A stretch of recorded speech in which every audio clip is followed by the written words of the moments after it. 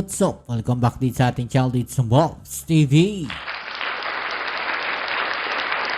Alright, so tayo nagbabalik muli mga kababayan at ngayon ay pag-usapan natin, no? Ito pong nakakakilabot na pangyayari dyan po sa Visayas ngayon mga kababayan. Grabe, no? Hindi po natin nakalain na ganito po ang aabutin ng mga kababayan natin dyan po sa Visayas region mga kababayan. Okay, so yan ang ating alamin ngayon at pag-uusapan. Pero syempre bago ang lahat, please don't forget to subscribe, like, share, at comment dyan sa comment section. Okay, so tigil muna tayo sa usaping politika ngayon mga kababayan at ating pag-usapan. No, ito pong isang malaking pangyayari dyan po sa Visayas ngayon mga kababayan at ito po ay isang makikita natin. Actually, konektado pa rin po ito sa tingin ko sa mga nangyayari po ngayon, no, dito sa ating bansa. Ito po sa tingin ko ay konektado pa rin, no, diyan po sa mga flood control projects mga kababayan.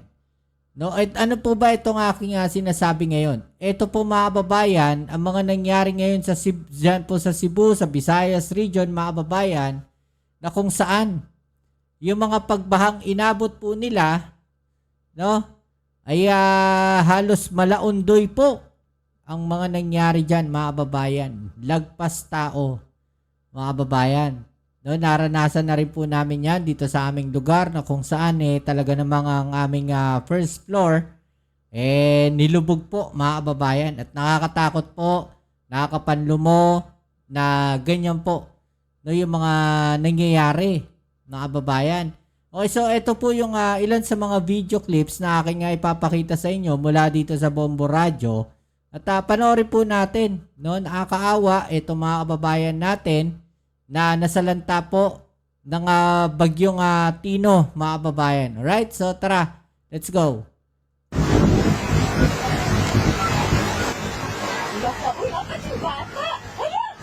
Grabe, may mga taong inaanod oh. So ito halos hanggang ano pa lang bewang yung tubig. Dito makikita natin lubog na yung mga puno. Yan no. Mga tao nasa bubong na mga kababayan. Manawag niyo para rescue. May sigaw na sila ng rescue mga kababayan.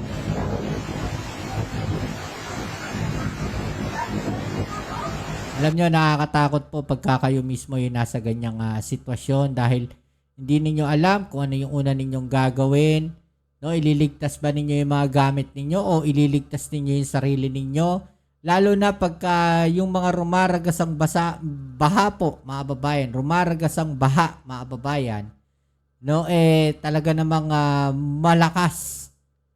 No, nakakatakot po yan, mga kababayan.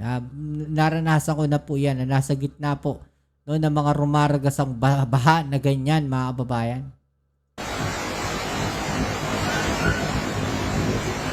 Sobra kayo ang bulog sa tubig. Pero naman tayo na, tiyo. Lagi. Grabe oh, mga sasakyan, lumulutang na oh. Ganyan-ganyan ho, dito sa amin. Nangyari nun. Yan. Sabi, nasa second floor na sila oh. Tingnan nyo mga kababayan, lubog ang first floor. No, yung mga sasakyan, inaanod na.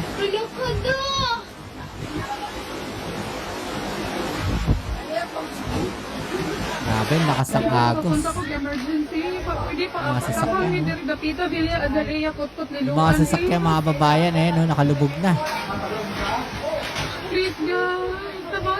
Grabe, nakakilabot yan. Grabe to oh. Sinisira na yung bubong.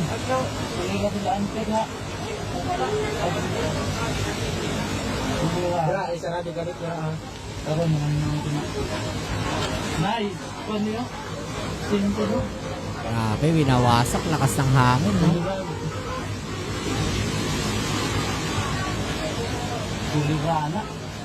Wasak ang bubong ng bahay. Nakakapanlumo, nakakaiyak, pero Wala tayong magagawa sa ganyang klaseng pananalasa ng bagyo. Okay, so yan mga kababayan, yung ilan sa mga video no, natin napapanood ngayon at ipanalangin natin no, na maka-recover at safe sana yung mga kababayan natin na nandiyan po sa Visayas ngayon mga kababayan. At ito, panoorin natin yung ilan sa mga naging balita po. No? Halos lagpas tao po yung mga pagbaha na yan mga kababayan. Bahay ang tinangay, pero ang pinakamasaklap ang nawalang buhay. Malaondoy ang mga imaheng tumatak sa atin dulot ng bagyong Tino. Yan, yung sinasabi ko mga kababayan. No? Na, nung napanood ko to, no, parang nag-flashback lahat yung mga nangyari noong panahon ng Undoy. No? At dito mga nakaraang mga pagbaha rin. No, yung lugar kasi namin madalas bahain. At talagang nararanasan ko po yan. Yung first floor ko po ay nilulubog mga kababayan. Kaya minsan pag may malakas na bagyo, asahan ninyo wala akong upload. No, dahil nagtataas ako ng mga gamit ko. Kabilang nga ang patong-patong na mga sasakyang inanod ng baha sa Cebu. 10 bahay ang tinangay, pero ang pinakamasaklap ang nawalang buhay. Maki-update tayo sa live na pagtutok ni Alan Domingo ng GMA Regional TV. Yun yung masakit dun mga kababayan no? Yung may mawalang buhay pa. Pero ganun talagang nangyayari no? Pagka ganyan, especially pagka biglaan po yung pagtaas ng tubig. No? Yung pagragasan ng baha, mga kababayan, meron pa nga na inaanod, makikita mo yung tao, inaanod sa ilog, sa malawak na baha. Sa malawak na tubig, makikita mo yung tao, bahay, inaanod, hayop, mga kababayan. Tapos wala kang magawa no, para tulungan yung mga tao na yon, no, para mailigtas dahil napakadelikado no, ng mga tubig na rumaragasa na ganun. Alan! Mel, dito sa kinatatayuan kong subdivision sa Cebu City ang nakaranas ng matinding Ayun, Del pagbaha Rio. ng naramdaman ang bagyo alas 4 kaninang madaling araw.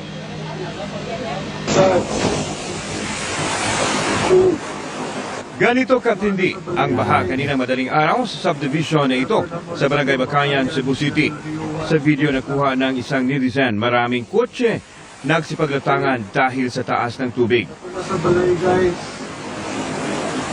Nang bahagyang humupa ang baha, ito na ang tumambad. Nakapatong-patong na ang mga sasakyan na tila malalaking laruan. Naabutan ng GMA Regional TV ang isinagawang rescue operation sa mga residente ng naturang subdivision. Inuna ang mga matatanda, may mga karamdaman, mga bata at babae. Gamit ang rescue equipment, isa-isang ni-rescue ang mga na-stranded na mga residente palabas sa kanilang mga bahay. So lagi sa tubig yun, amo to kanang alas diha lagi dapita ang tubig ni saka gig maayo kay wa gid sila kabantay. Ay, sinasabi ko mga kababayan, no, nagsimulang tumaas ang tubig, nang tumaas hindi na nila namalayan. Yan yung sinasabi ko, pagka biglaan na po no, yung pagtaas ng tubig, talagang matataranta ka na. No? Di mo na alam kung ano yung gagawin mo. Sila kabantay. Ayon sa mga residente, alas 4 kaninang madaling araw, naramdaman nila ang bagyong Tino. Dahil sa malakas na ulan, umapaw ang sapa na kalapit ng subdivision, kaya rumagasa ang baha. Marami sa mga residente ang hindi nakalabas nang umabot hanggang 10 to 12 feet ang level ng baha. Dahil malakas ang current, mas pinili nilang manatili sa ikalawang palapag ng kanilang bahay. Kalit ni nani nga tubig. Wa may magdahom nga moabot ning tubigay nani. Ang mga inanod na sasakyan ay nagpatong-patong na. May ilang napasok sa loob ng basketball court ng nasabing subdivision. Nagbahag sugod ang kusina ug ang CR. Then sunod paspas na kayo nga ni sirit kay di na mabili ang portahan. Sabi ng mga residente, hindi nila inakalang mangyayari ito dahil hindi naman sila nakaranas dito noong bagyong Odette. Actually ako mga kababayan, para na ako may trauma pagka ganyang malakas ang bagyo, no, at talagang hindi ako natutulog. No, pagka alam kong malakas ang bagyo, malakas ang hangin, no, nakakatakot. Nakakatrauma yan mga kababayan. no, na every time na may papasok na bagyo na malakas, mapapraning ka, no, nakakaisip, no, kasi laging nagpa-flashback sa yan, laging bumabalik sa yan. Trauma to, nakaka-traumatize to, mga babayan, sa totoo lang, yung mga ganitong klaseng experience, no, lalo na't ganyan, biglaan yung pagtaas ng tubig baha, nakaka-traumatize siya, mga babayan. Inspeksyon naman sa Cebu City Mayor Nestor Archival sa flood area at kinausap ang mga apektadong residente. Dahil namatay nga ako na ibaw ang duha ka buok. Pero dili pa nato na ma-confirm kay wa mo koy klaro nga communications. Mayroon nakita bangkay ng matandang lalaki sa di kalayuan ng Barangay Bakayan sa sitio Tigbaw, Barangay Talamban na inanod ng baha. Samba nga tumba ba dito rin siya na pasok? Pero may tubig? Oo, na tubig sir. Ang baha ba ni lapaw naman sa amuhan. Samantala, 10 Grabe. kabahayan sa sitio No, lagpas tao daw yung tubig baha, mga babayan. Tigbaw ang inanod din ng baha. Ang bahay ni Danilo, flooring na lang ang natira matap. Ganyan-ganyan nung undoy, mga babayan. No? May mga bahay dito sa areas namin na wala ka na halos makita. Especially yung mga light materials. Tapos inanod ng rumalagasang baha. Kadlaw na, puti naman kusuga. Wala yung kukbalik dire. Nasabi naman ang kalabaw ng pamilya ni Victor Mingo matapos malunod. Kinatay nila ito para mayroon silang makakain at ang kanyang mga kapitbahay. Si Victor muntik nang sino inanod ba yun? ng baha. Buti na lang nakaakyat siya sa kawayan at na-rescue. Dahil sa magdamag na pag-ulan, muntik nang umapaw ang tubig sa Guadalupe River. At nang namonitor ng barangay ang level ng tubig sa Guadalupe River, agad na inalerto ang mga residente sa sitio Sapang na mag-ingat. Samantala sa social media post naman ng Our Lady of the Sacred Heart Parish Capital, makikita na pinasok na ng tubig baha ang ground floor ng simbahan. 1 a.m. nang simulang bumuhos ang malakas na ulan sa Cebu, pero humina ito ng bandang 2 a.m.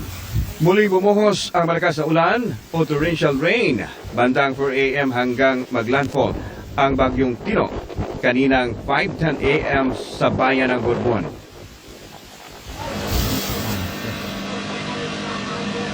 Mel, nang humupa ang baha, kagad naman sinimulan ang clearing operation sa mga binahang lugar. Grabe, yan mga kababayan, no? So, yan po yung mga nangyari, no, sa mga kababayan natin ngayon dyan po sa Visayas at ipagdasal natin, no, na sana, no, maging maayos ang lahat at wag sanang maraming casualty kasi ito nga, meron na nakita na isa, no, sana wag masyadong marami, no, na casualties, no, dito sa pagbaha na to. Nakakaano talaga yan, mga kababayan, no, nakakatakot lalo na pagka nandiyan kayo sa mismong sitwasyon na yan, no, dahil nga sabi ko, na-experience ko na yung ganyan ilang beses na yung bahay namin nilulubog, yung ground floor, mga kababayan, nakakatakot lalo na pagka malakas, no, yung agos ng tubig, no, halos ganyan din yung kulay, mga kababayan, brown, no, at masaklap pa niyan syempre, no, pagkatapos ng baha, dahil sa mabilis na baha, na pagtaas ng tubig baha, mga kababayan, ang nakakalungkot yan, yung makikita mo nga yung mga pinundar mo na mga gamit na hindi mo na naisalba, no, isa yon, no, sa nakakapag pero ang pinaka-importante palagi, no, na sinasabi nga namin, pag nandiyan kayo sa sitwasyon na yan, pinaka-importante buhay, no, talagang safety first ang gamit, napapalitan, makakabili ka uli niyan, makakapagpundar ka uli niyan, no, kaya nga yung mga gamit, hayaan nyo lang. Kung talagang hindi na kaya, hayaan nyo na lang. Pagka nandiyan kayo sa mga ganyang sitwasyon, nandiyan kayo sa ganyang mga senaryo, mga babayan, no, kahit kagaya niyan, hindi nila ina-expect.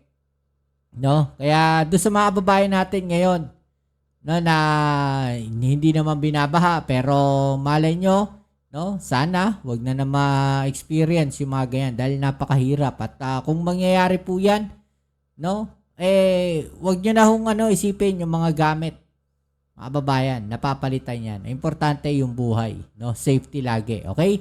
So, yan muli. Maraming salamat sa lahat ng mga patuloy na nakasuporta dito sa ating channel. Kita-kits po tayo sa ating next video upload. Ito muli ang inyong Kuya Mobs sa Mobs TV. Peace! I'm out.